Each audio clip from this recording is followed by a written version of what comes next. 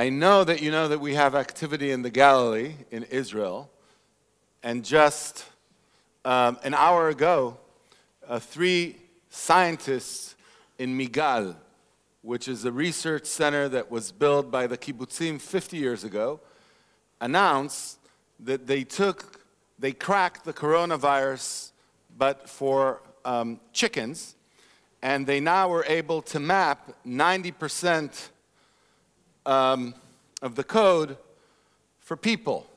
And those of you that are more like chicken, it's going to work better on you. And I just wanted to say that sometimes, so I want to give tribute to Professor Yaakov Petrovsky, Dr. Chen Katz, and Dr. Ehud Shachar. Give them a hand. I think they deserve it. Yoel, this is amazing how you're able to bring people together from all over the world here in Europe, in Berlin. Bank Leumi, Ifat Oron, you're such a partner of opening doors all over the world. It's really a pleasure to be here. Just by ways of background, this is me in '93, after I worked with Teddy Kollek, and in the first incubator in Jerusalem. That's when we founded JVP.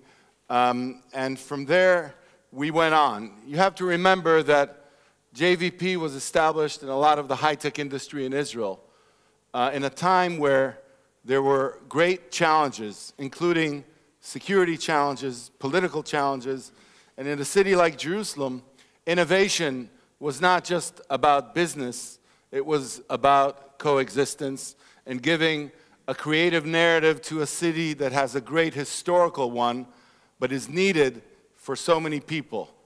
And then here, when Nimrod was describing the courtyard, this is the building, and that's how it looked like. All what you see there is asbestos. Therefore, many of us in Jerusalem did not come close to the building.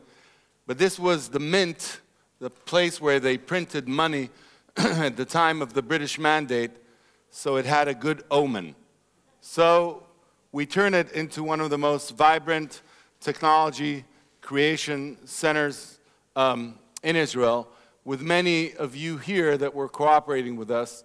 And I think that for many of us, innovation was a way to give sanity, to give cooperation, to bring ultra-Orthodox, the Arab community, the secular community together.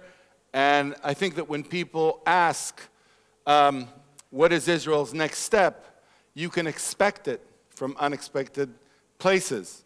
We created 140 companies. We were fortunate enough to be one of the top 6 funds in the world last year. We're managing today $1.4 billion, and we had 36 companies that had exits that we're very proud of and gave Israel sort of a stamp in the international community. Last month, or 2 weeks ago, here we are.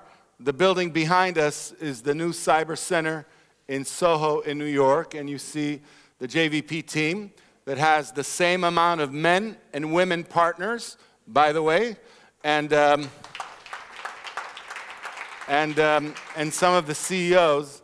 Right now we have about 29 companies there, but who's counting? 12 in Israel, they didn't really accept most of our companies to go public. When we tried to take CyberArk public at $140 million value on the Tel Aviv Stock Exchange, they said no. They thought that we didn't have a strong enough business model and they didn't understand the category. Well, I like the fact that today CyberArk is trading at around $5 billion on NASDAQ. A lot of our co-investors sold, so we had a chance to buy, and we own something like 47%, which can give you some money to go to the grocery, but also allow you to build the next things with young, dynamic people, which are not necessarily just selling the companies, but are scaling them internationally. And I think that this is the era where we are now seeing an inflection change in Israeli technology and entrepreneurs. Second-time, third-time entrepreneurs, people who have built companies before and maybe sold them, want to build a real international company with building sales and marketing organizations. Now, Israelis are very bold about building a product, very bold about coming up with a new idea, very daring to reach the first $10 million of revenues. But when it comes from 10 to 200 or $250 million of revenues, they are shy, they are timid, they don't always make the right investment in the same manner. And I think that for many of us, investors, entrepreneurs, it is up to us to have a serious discussion if the company really has a product or a category that's outstanding. If it does, it needs to build an international sales and marketing organization, and that's why cities across the world are key for the success, whether it's the East Coast or the West Coast, whether it's Berlin or Paris or London, or whether it's Singapore or Hong Kong or other places in Asia, which are key to the success of many of these companies. We spoke about CyberArk. ClickTech is another example of a European, Israeli, American cooperative effort. These are guys from Sweden that came with the best software for BI for small departments in large companies. And they came, I know that we have questions about contracts with the police right now in Israel. Well, they won a contract with the police about 10 years ago. And together with Israeli founders, the Vikings and the Israelites got together and conquered the world. It's a good idea. And they penetrated the US in a big way. And once again, I think the company this year is reaching about $1 billion of revenues. And we're very proud of the real business that they built. As Nimrod said, in a Jerusalem compound, it's not just about business. We have Yaron here, who was the founder of Fantactics, and they were doing online and casual gaming. They did Hunger Games, and they're still doing some of the best games that are translated from movies into the online experience. And the vibrant of artists, and like engineers, storytellers are just as important. And here in the performing arts, we won some of the biggest awards in Israel for plays, for dances, for live music. And I want to tell you, if you want to build an innovation center, you need culture, live music, because young people, they don't just like to sleep and work. They need to imprint their creative selves in the cities where they operate. And Bakila, in the community, Israel is the most innovative country in OECD cluster. But it's also the country which has the biggest gaps between rich and poor. And this is ridiculous, because we, as people who were fortunate enough to be part of the innovative economy, need to reach out and get other people involved in ways which would put our country on its head and connect us to many others around the world. And Bakila, our project reached 38,000 kids across Israel. We just celebrated the 38,000 kid in math, English, Hebrew, Arabic, and in ways that changes through education and community. 20,000 jobs Jerusalem created in the last 17 years in technology. Maybe for Berlin, it doesn't look like a lot, but for us, it was much. And I know that Tel Aviv is still in the lead, and we have a lot of respect for Tel Aviv, but Jerusalem is now number 25 on the world startup lists, and we're very proud of that as well.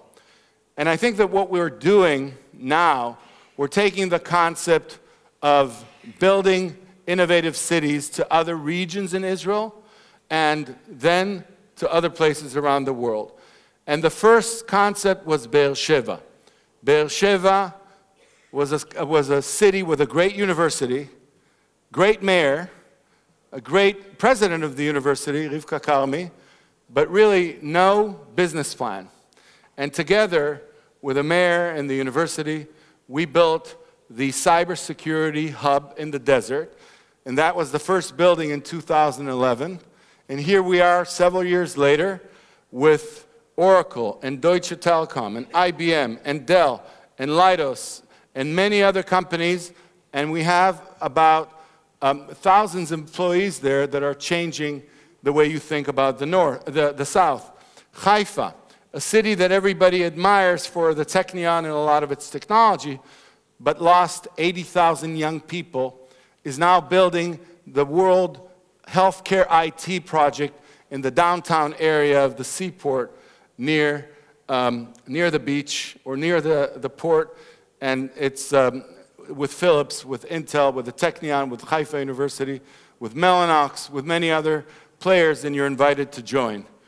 The Galilee, the place where Migal is sitting, and Kiryat Shmona, who's just come up with this vaccine, is building the food tech, ag tech initiative for Israel.